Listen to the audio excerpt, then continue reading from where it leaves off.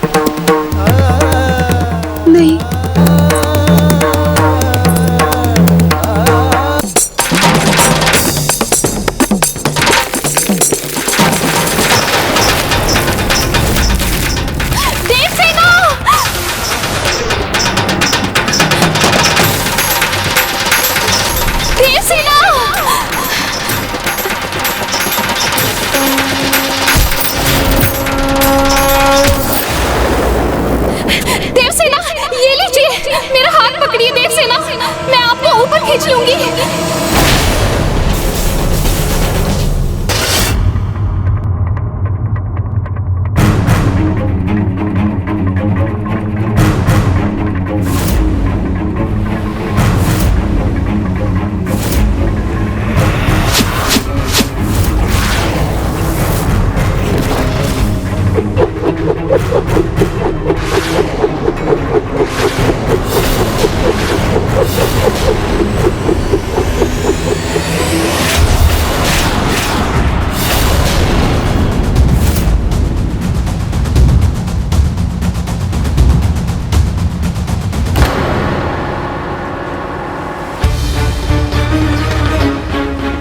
मुझे आहत करने के लिए नहीं, अपितु मेरी रक्षा करने के लिए इस सर पर बाण चलाया था इसने।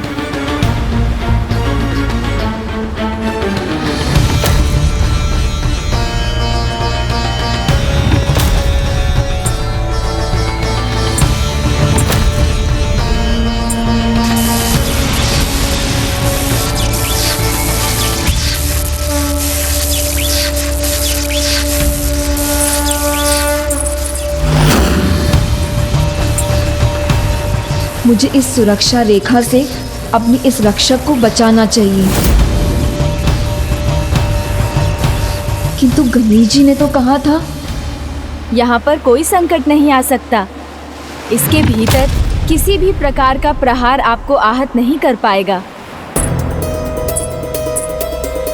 इसने मेरी रक्षा अवश्य की, किंतु ये कौन है, यहाँ क्यों आई है, ये मुझे ज्ञात नहीं।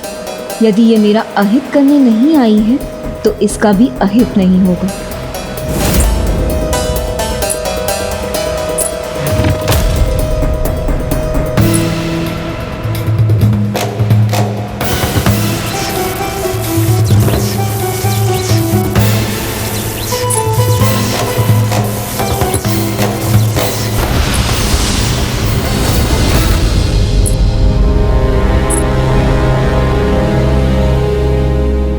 चिंता मत करें देवी, मैं एक वनवासी कन्या हूँ।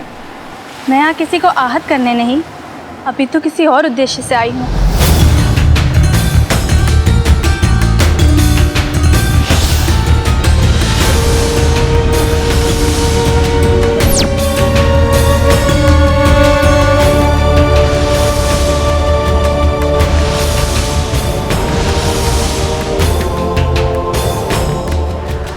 इसे देखकर ऐसा लग रहा है जैसे मैं इससे परिचित हूँ, किंतु कब और कहाँ इससे भेंट हुई है ये ज्ञात नहीं।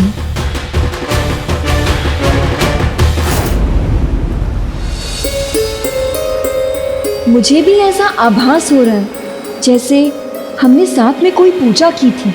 किंतु ये कैसे संभव है? तुम एक राजकुमारी या देवी हो और मैं एक साधारण वन कन्या। हमारे मार्ग कहीं साथ टकराए हो, हमने साथ पूजा की हो, कैसे संभव है? और वैसे भी मुझे पूजा पाठ से अधिक कर्म में विश्वास है।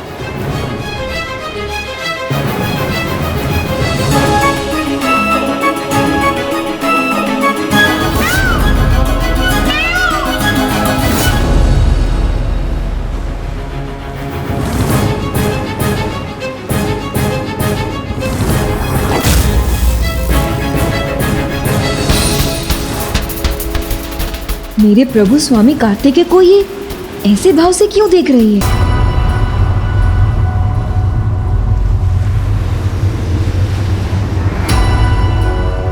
क्या हुआ? क्या देख रही हो तुम?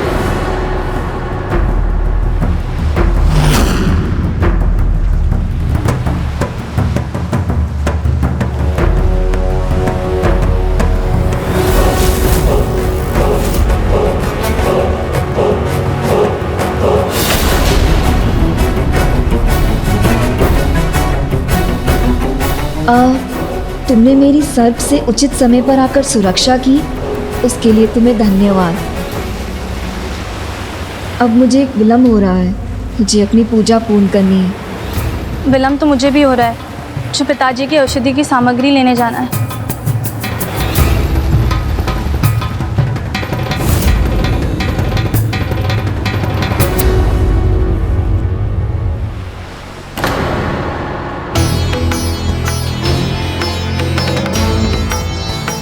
वो कितने अधिकार से स्वामी कार्तिकेय की प्रतिमा को देख रही थी, किंतु मुझे अब इस सब के विचार से मुक्ति पाकर अपनी पूजा और शक्ति जाप आरंभ करना चाहिए।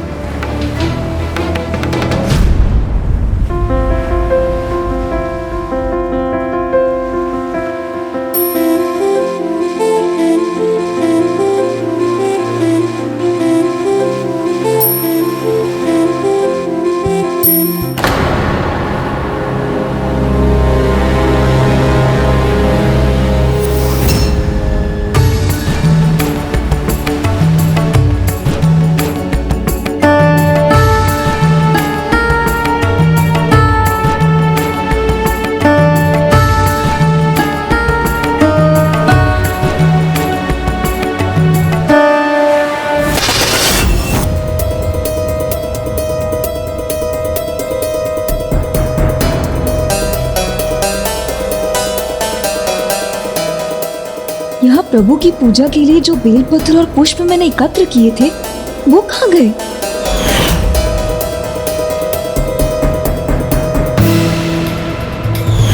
तो मेरा संदेह उचित था। वो मुझे हानि पहुंचाने नहीं, किंतु वो मेरी पूजा में बाधा डालने आई थी। मेरे और मेरे स्वामी के मध्य आने के लिए आई थी। ना हम ऐसा होने देंगे और ना उसके इस दुस्साहस के लिए उसे दंडित किए बिना जाने देंगे।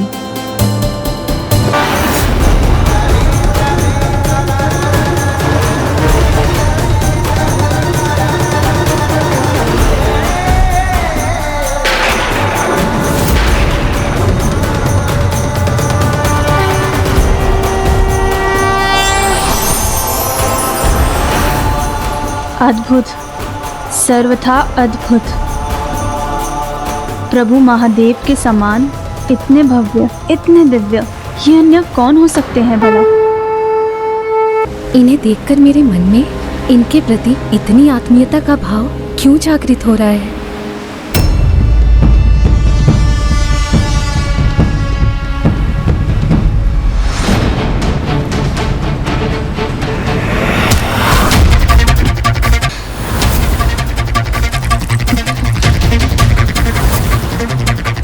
नहीं, आप मुझे नहीं रोक सकती।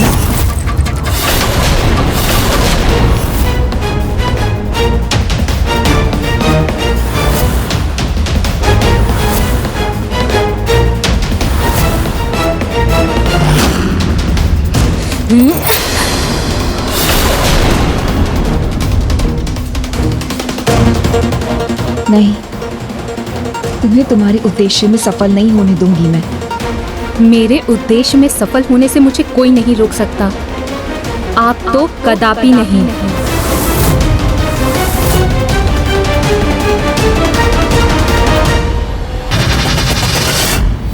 तुमने मेरी पूजा स्थल में प्रवेश करने का दुस्साहस कैसे किया? मेरी रक्षा का ढोंग रचकर मेरी पूजा में विघ्न डालने का प्रयास क्यों किया? बताओ मुझे, क्यों मेरी पूजा भंग करना चाहती हो? व्यर्थ का आरोप है ये। मैं भला आपकी पूजा में बाधा क्यों डालूंगी? असत्य वचन बोलकर कोई भी अपना बचाव नहीं कर सकता, इसलिए तुम भी सत्य बोल ही दो। मेरी पूजा की सामग्री, बेलपत्र, पुष्प यहाँ से क्यों लेके जाती थी?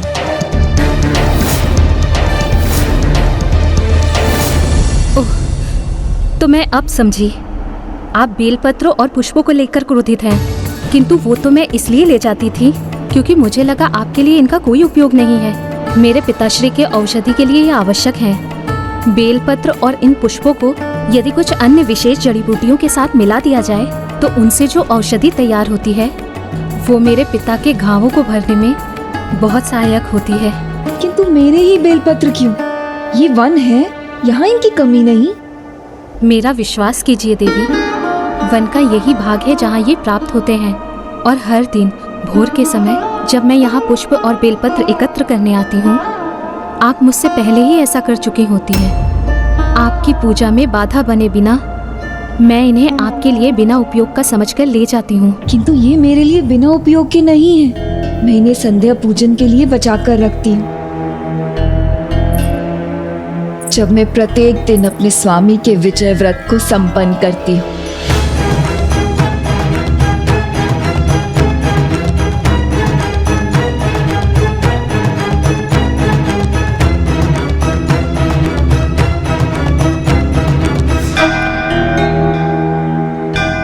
कौन है ये जिनकी पूजा आप इतनी भक्ति और निष्ठा से करती हैं, जिनके दर्शन कर मुझे दिव्य आभास हुआ था,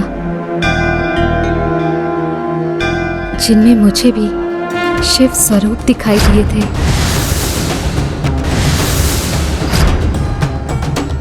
जिन्हें देखकर तुम्हें प्रभु महादेव के स्वरूप दिखाई दिए थे, वो अन्य कोई और नहीं, स्वयं महादेव के पुत्र ही हैं, परम ब्रह्म सुब्रमण्यम स्वामी, जो गुरु भी हैं प्रभु शिव शंकर महादेव के। गुरु स्वामी नाथा है वो, महाशक्तिशाली, महाप्रतापी, देव सेनापति प्रभु कार्तिकेय।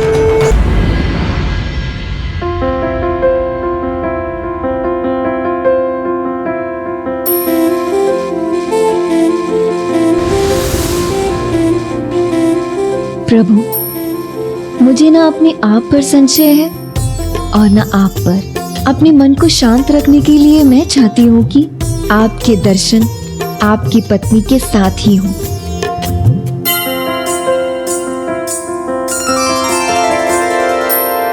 तोरे नैना मोरे नैना दोनों के हैं एक नैना,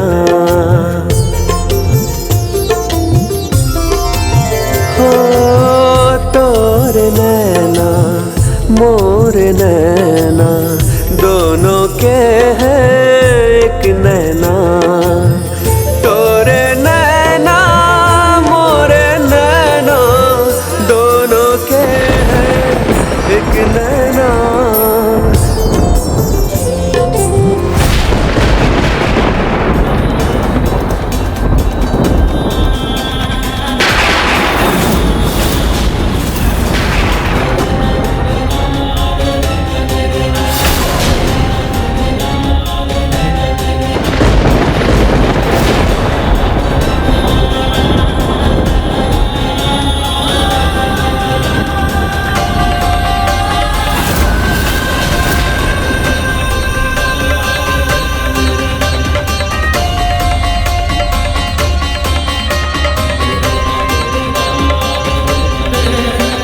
ये वन कन्या वल्ली मेरे स्वामी के साथ।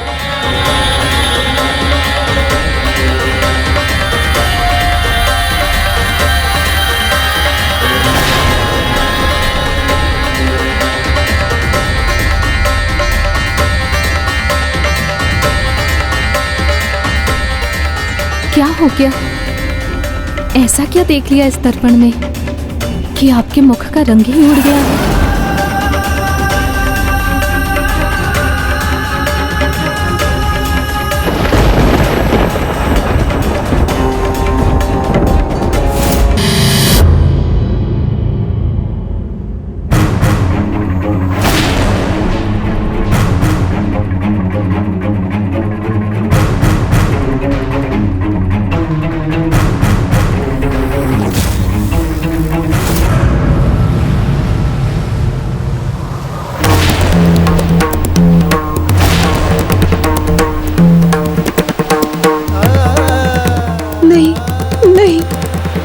नहीं हो सकता, कदापि नहीं हो सकता।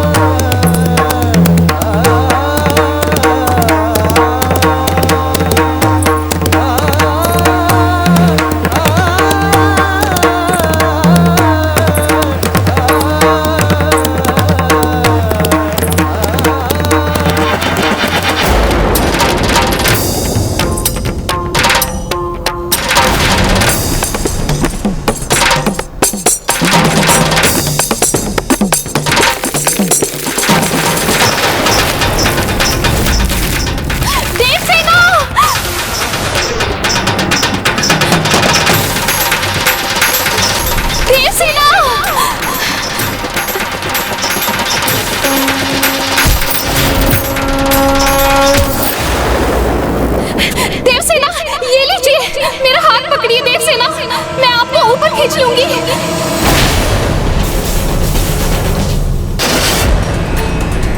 देवसेना, ये लीजिए, मेरा हाथ पकड़िए देवसेना, लीजिए पकड़िए मेरा हाथ, मैं आपको ऊपर उठा लूंगी। ये आपके जीवन और मृत्यु का प्रश्न है, संकोच मत कीजिए, लीजिए मेरा हाथ पकड़िए देवसेना। जो मेरे और मेरे स्वामी के मध्य आ रही है वही मेरी रक्षा करे, इससे तो उत्तम है मैं स्वयं ही नीचे गिरकर मृत्यु को स्वीकार कर लूं। देवसेना अपना हाथ दीजिए। ये मुझे अपना हाथ क्यों नहीं दे रही है? देवसेना आप गिर जाएंगी, ये आप क्या कर रही हैं? अपना हाथ दीजिए मुझे, दीजिए हाथ दीजिए अपना।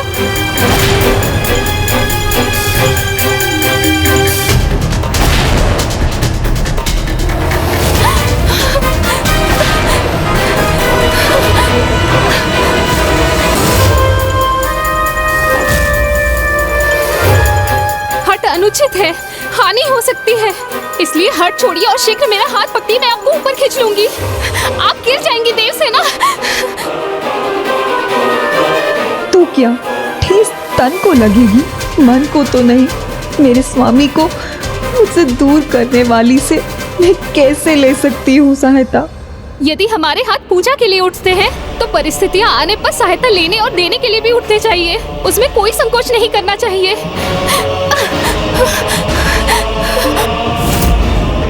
आप थक रही हैं देवसेना, आपकी पकड़ ढीली पड़ रही है, अभी समय है देवसेना, मेरा हाथ पकड़ लीजिए, मेरा हाथ पकड़ लीजिए, शीघ्रता कीजिए।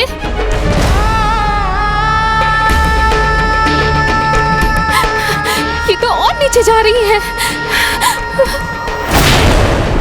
मेरे प्रभु और मेरे बीच आकर इसने जो आघात मुझे दिया है वो नीचे गिरने से कहीं अधिक है। नहीं, मैं इसकी सहायता नहीं लूंगी।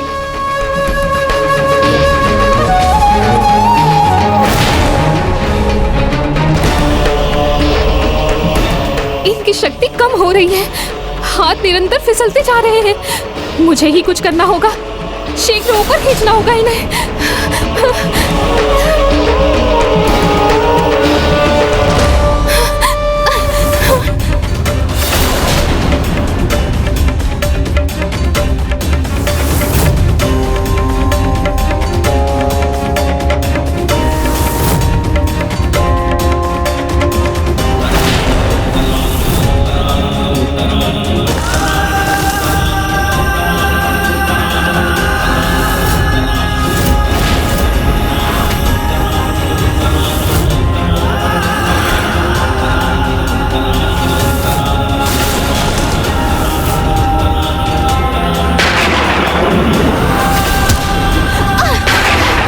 मैं आपको कुछ नहीं होने दूंगी।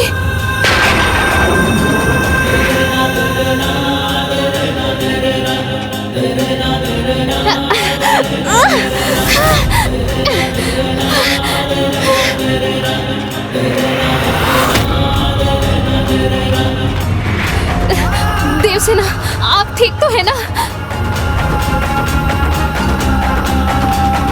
ओह, मूर्छा में चली गई देवसेना। देवसेना, देवसेना।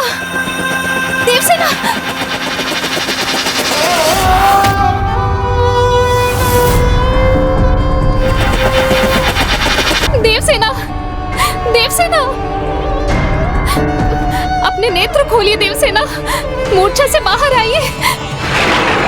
मुझे जल और औषधि से इनका उपचार करना होगा।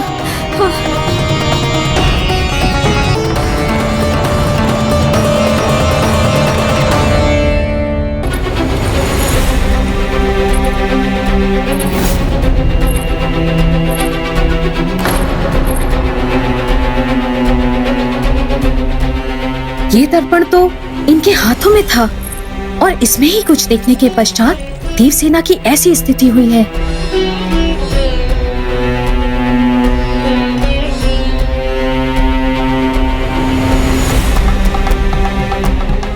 परंतु मैं इसमें अभी समय व्यर्थ नहीं कर सकती। सर्वप्रथम मुझे इनकी देखभाल करनी है।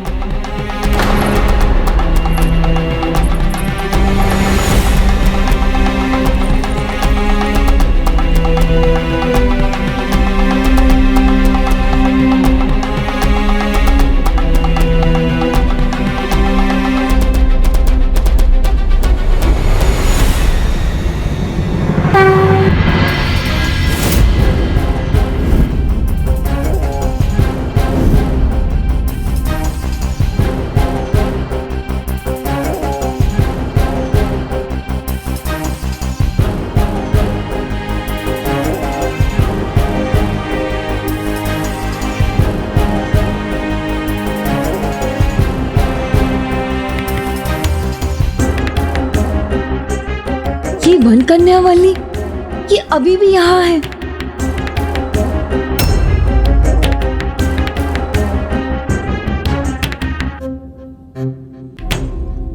आज तो इसने पूजा की उचित सामग्री भी एकत्र की है।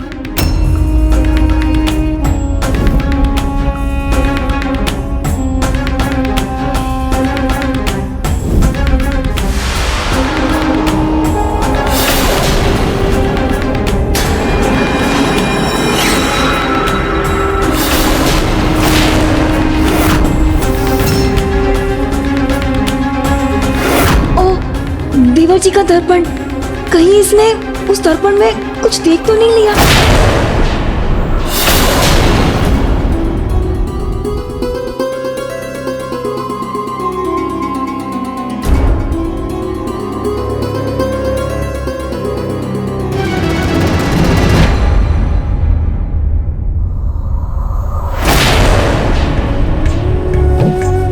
प्रभु की बड़ी कृपा है कि आप जाग गए।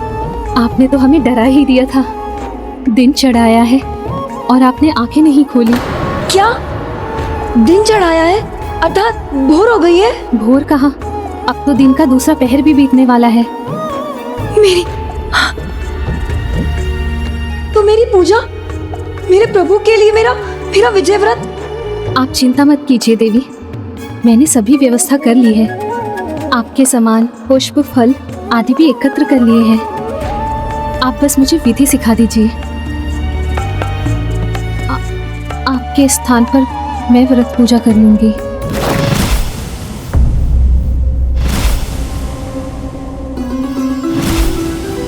अर्धांगिनी मुझे होना चाहिए था, जिन पर पत्नी रूप में एकमात्र मेरा अधिकार होना चाहिए था। मेरे स्वामी, मेरे प्रभु की पत्नी बनने जा रही है ये, और अब मुझे मेरी पूजा से भी वंचित कर रही है।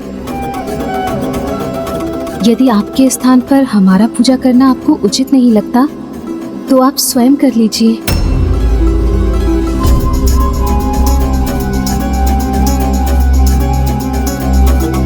मेरी रक्षा की इसने, मेरी सहायता भी कर रही है, किंतु फिर मेरे प्रभु, मेरे स्वामी और मेरे मध्य भी आने वाली है।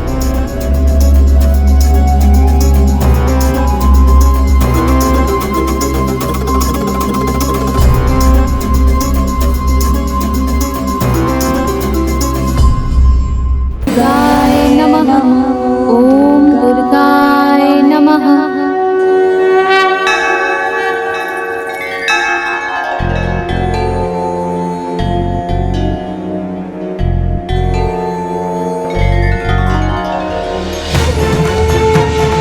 देवसेना, तुम वल्ली के भक्ति भाव को देखकर इतनी विचलित क्यों हो रही हो?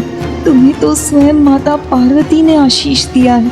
उनका आशीर्वाद कभी असत्य नहीं होता।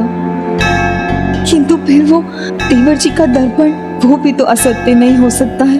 कदाचित दर्पण देखने में मुझसे कोई दोष हुआ होगा। मुझे फिर से देखना चाहिए, किंतु कहाँ है वो दर्पण?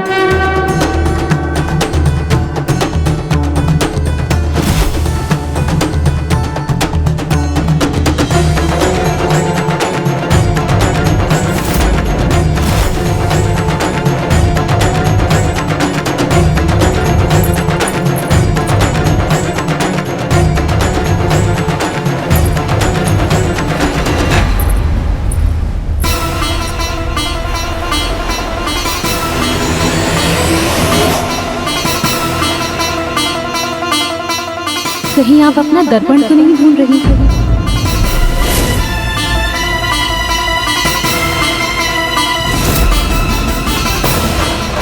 आपका दर्पण मेरे पास सुरक्षित है।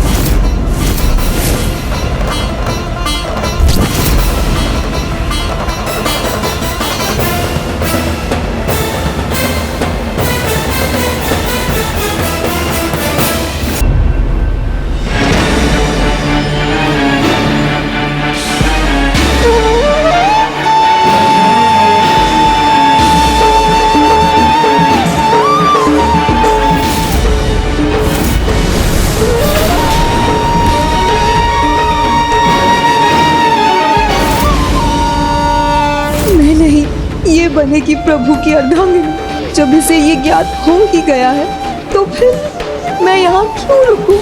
अब तो मेरा यहाँ से चले जाना ही उचित होगा।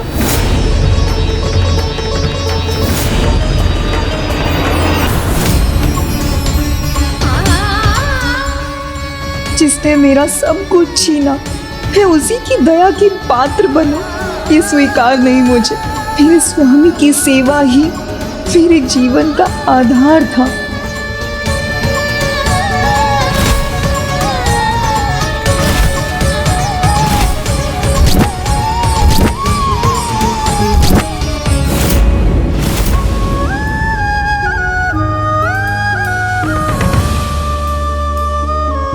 देवसेना, देवसेना रुकिए। अब ना रुकना है मुझे, ना ही कुछ सुनना है।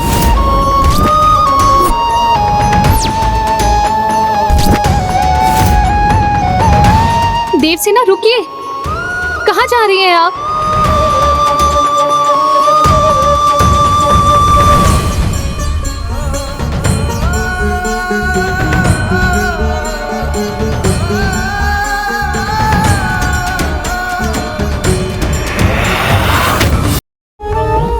कहाँ जा रही हैं आप देवसेना?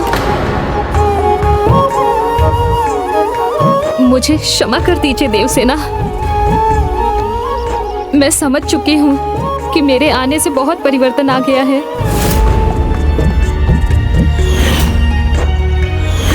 हाँ, परिवर्तन तो आया है। मेरा भविष्य सभी प्रकार के आनंद से रिक्त हो गया है। मुझे भी कहा गया था कि ऐसा कुछ हो जाएगा, किंतु संभव है कि ऐसा ही होना था। कितना सरल है इसके लिए ये कहना कि यही होना था, किंतु इस होने में मेरे दुर्भाग्य की नींव रखी।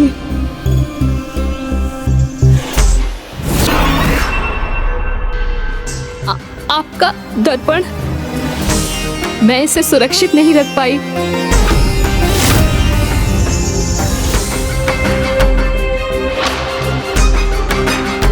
मैं समझ चुकी हूँ कि आपके कोई कार्य में मुझे हस्तक्षेप नहीं करना चाहिए था। मेरे ही कारण आप गिरने वाली थी और मेरे ही कारण आपका ये दर्पण भी नष्ट हो गया।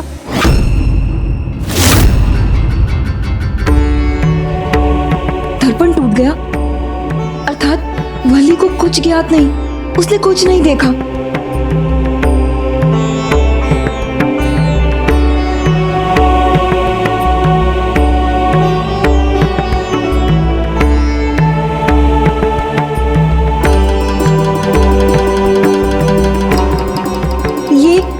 ये मेरा प्रिय दर्पण, ये मुझे भेंट है किसी की।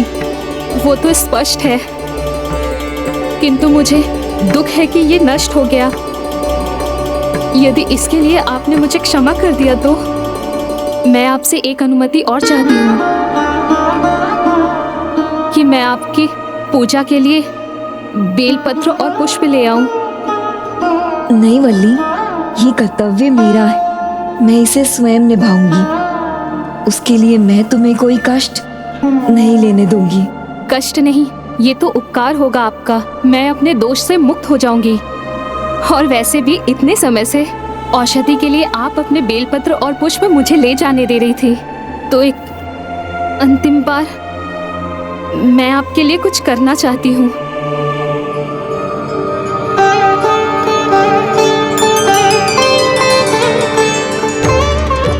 कितनी कोमल और सरल है ये मेरे और स्वामी के बीच। नहीं नहीं, कदाचित ये मेरा भ्रम होगा।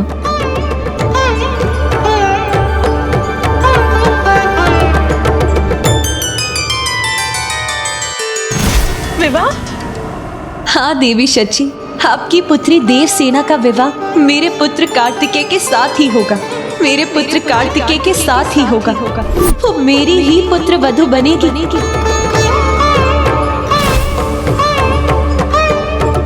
माता पार्वती ने स्वयं अपनी पुत्र वधू के रूप में चुना है मुझे, आशीष भी दिया, और उनका आशीष झूठा कैसे हो सकता है?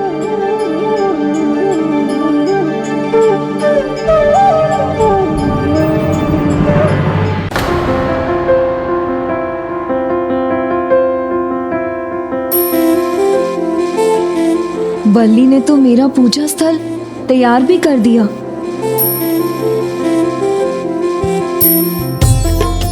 सब व्यवस्थित तो है ना? मुझसे कोई भूल तो नहीं हुई ना? आप पूजा आरंभ कीजिए। और भी कुछ चाहिए तो मैं ले आऊंगी, और उस समय मैं अपने पिताश्री की औषधि भी तैयार कर लूंगी।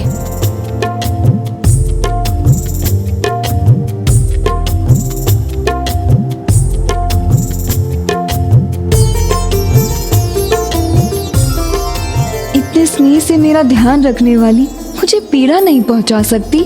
मेरे और मेरे स्वामी के बीच कदापि नहीं आ सकती। तो क्या मैंने जो इस दर्पण में देखा था वो मेरा भ्रम था?